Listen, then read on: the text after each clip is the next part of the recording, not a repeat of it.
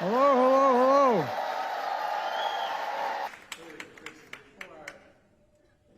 Before I begin, let me tell you, we often reflect on resurrection and redemption. We remember Jesus was buried on Friday and he rose on Sunday. We don't talk enough about Saturday, when the disciples felt all hope was lost. Our lives and the lives of the nation, we have those Saturdays. Our lives and the lives of the nation, we have those. I'm in no ways tired. I've always heard before, we've come too far from where we started. Nobody told me the road would be easy. I don't believe he brought me this far to leave me. My fellow Americans, I don't think the good Lord brought us this far to leave us behind. As we celebrate Dr. King's legacy and generations before and since, women and men enslaved and free, we have to remember one of his favorite hymns. Precious Lord, take my hand through the storm, through the night, and lead me into the light. Move from pain to purpose, strengthen my faith. Every time I spent time in the black church, I was telling Jim, I think of one thing, the word hope. No. We're treated equally throughout our lives. My dad said the greatest sin of all is abuse. We must hold on to hope. We must stay engaged. We must always keep the faith in a better day to come. I'm not going anywhere.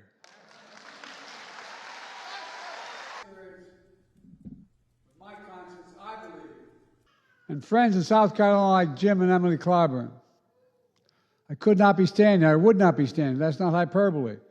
I would not be standing here in this pulpit were not for Jim Clyburn.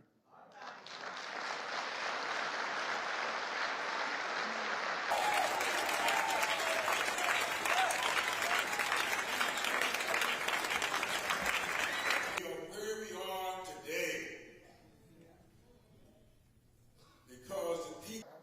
So I want to say to you, good friend, very little appreciation has been shown recently, but faint not.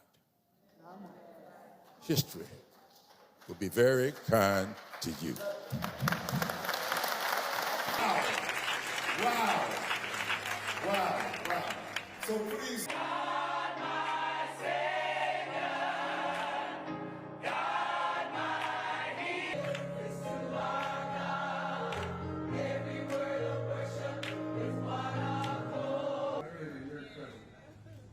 Thank you for the Bridge Choir.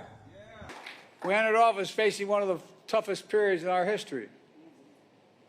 We came out sooner by doing the work to beat the pandemic, to build the strongest economy in the world with some of the most significant investments ever made in all of American history, particularly for Black America, to address the sting of systemic racism and advancing racial equality in all we do, including executive action and police reform, to protect fundamental rights and freedoms, from the freedom to vote to the freedom to choose, to reassert America's leadership in the world, including our intense efforts that led to the release of hostages and the ceasefire war in Gaza and the end of the war between Israel and Hamas. The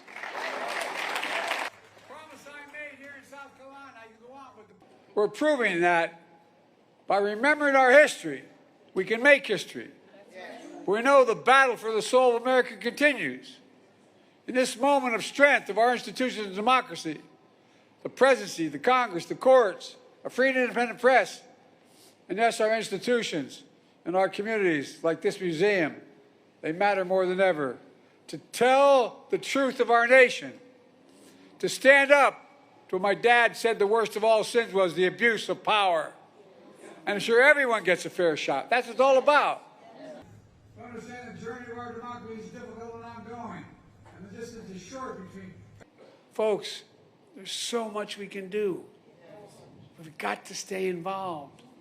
We've got to stay engaged.